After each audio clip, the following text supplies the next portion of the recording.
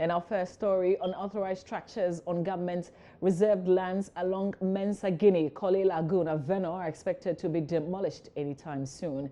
This exercise forms part of measures by the Accra Metropolitan Assembly to prepare the capital ahead of the rainy season and also to ensure dredging along the Kole is completed on schedule. Several makeshift structures constructed along the railway lines just around the Neoplant station here in Accra. Most of these wooden structures come with warnings in red paints asking occupants to remove before 2nd February 2017. Squatters in this area are mostly traders who live along the railway lines. This is part of the area earmarked for the demolition exercise. Most of these squatters are unaware of the intended demolition by the Accra Metropolitan Assembly. The few who are aware plead for an extension. Our structures were destroyed last year. We had no place to live. We gathered a little money to put up the structure again.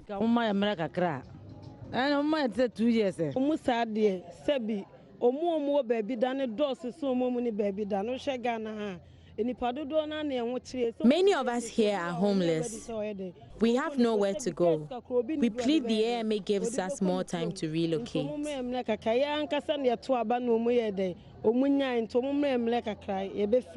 We are begging. We are begging that when here is destroyed, some people will be homeless.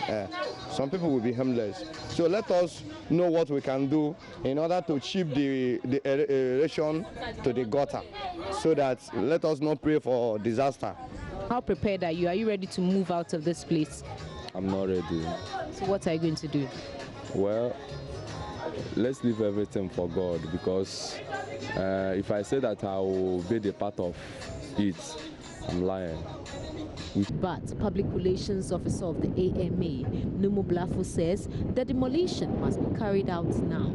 He explains why the removal of unauthorized structures around Odo River, Kole Lagoon, Old Fadama, the East Legon Greenbelt, Mensa Guinea, Railway Station, the stretch from Aveno to Sikins Bridge, Agbogloshi, Glife and Chemwena are necessary. Kole Lagoon, we have to dredge the Odo River to avert flooding. In fact, this is not a new exercise. It's something that we started some way back. And when we started, we realized that the buffer zones that were actually reserved for the machines that will work on the lagoon and the Odo River, that is excavators and tipper trucks that will even cut away the materials that will be removed from the channels. We're warning them. We went in, we marked the structures for removal, but maybe they felt since they aren't seeing the machines, then it's like we were not coming. We've gone in, we've marked those structures, and we have given them or served them with a reminder. We are in a process of going to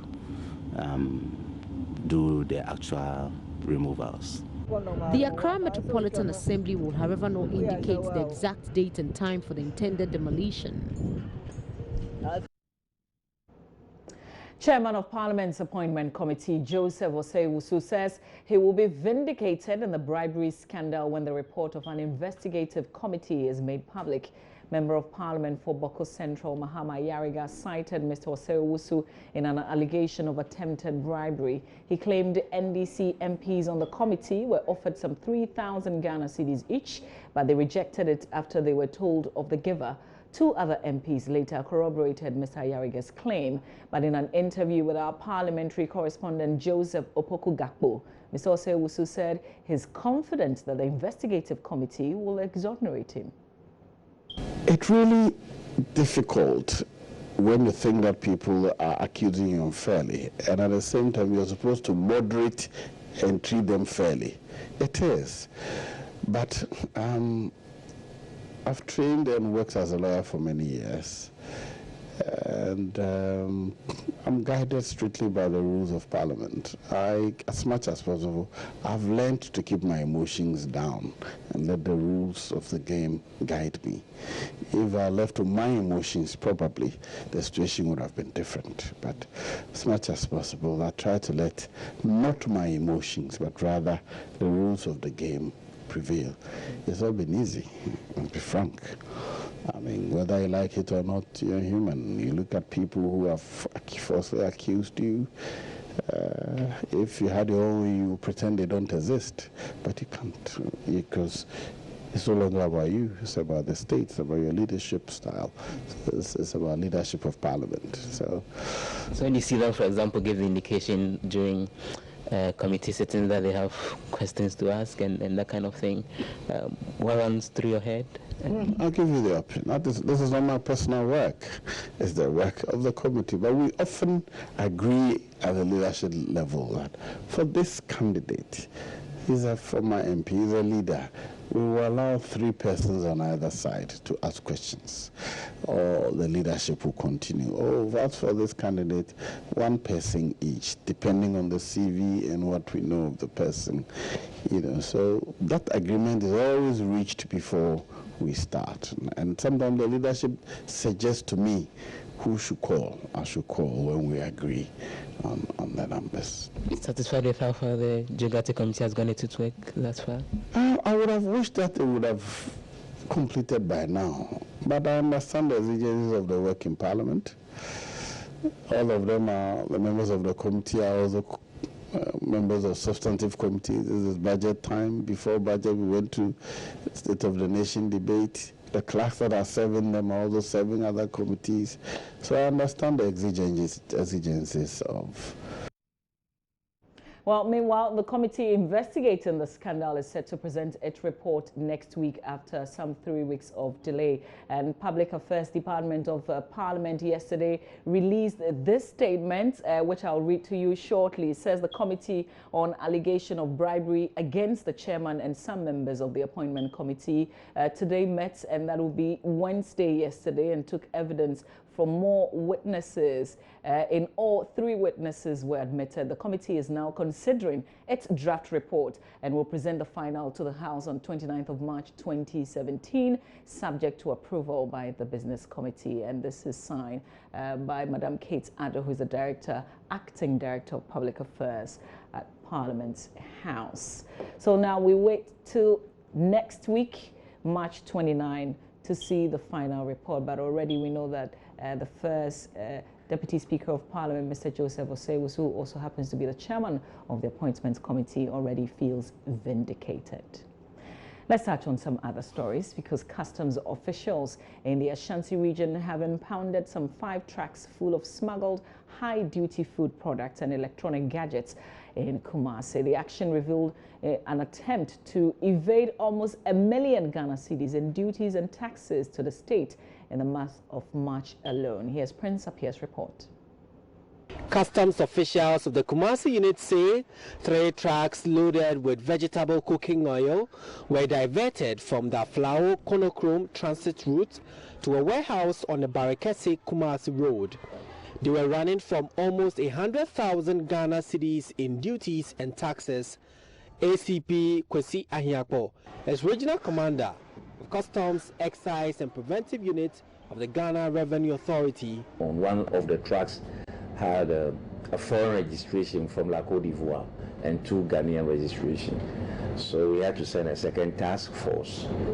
When we got in there, they realized one of the trucks had parked, and there were 2 light trucks parked by the side closely, and they were lifting gallons of trade key cooking oil, 25 liters per gallon, onto the light trucks, whilst they were offloading others into the warehouse. So the task forces closed in on them.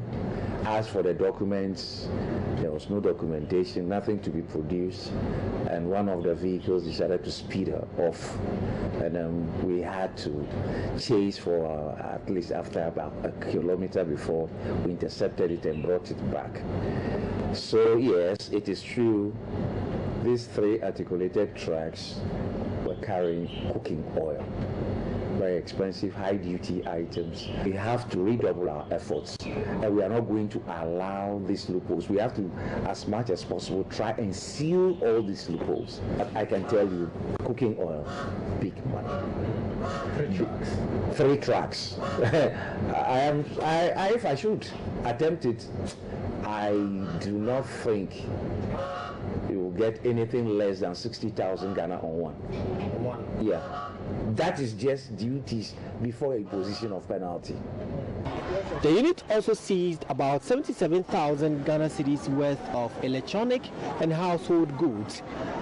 Officials say these operatives paid 8,000 instead of 69,000 Ghana cedis in taxes. Mr. Hiako says huge penalties will be slapped on them to discourage the practice. So that one in all, maybe the state should have had between 75 and 78,000 Ghana, but the state got 8,000 or barely, 8, not up to 9. So we are going to redeem that. So. Meanwhile, the unit also seized 7 luxury cars believed to be part of some missing fleet of vehicles at the seat of government. Vehicles. If you've bought a vehicle, 60,000 euros. And you cannot pay duty. Why don't you buy Tico, Akwala, so that you can pay the duty? But those vehicles, I should think that you will not pay anything less than 50, 60,000. Yeah. For each. For each. Maybe. He spoke of measures to seal loopholes on the Kumasi transit routes. The rate of compliance to inquiring, cross-checking before buying vehicles in Kumasi, in fact, has increased tremendously, and I'm very happy. You can glean an amount of naivety, but ignorance of the law is no excuse. Once you appoint him an agent, he becomes your alter ego and vicarious liability. He's working for you, and you employed him. Yes, he is your declarant. So if he is, I hold you. Prince Apia reporting. And in Accra, my name is Mama Vioso Abwachi. You're watching News Desk. We'll be back with a whole lot more. Stay with us.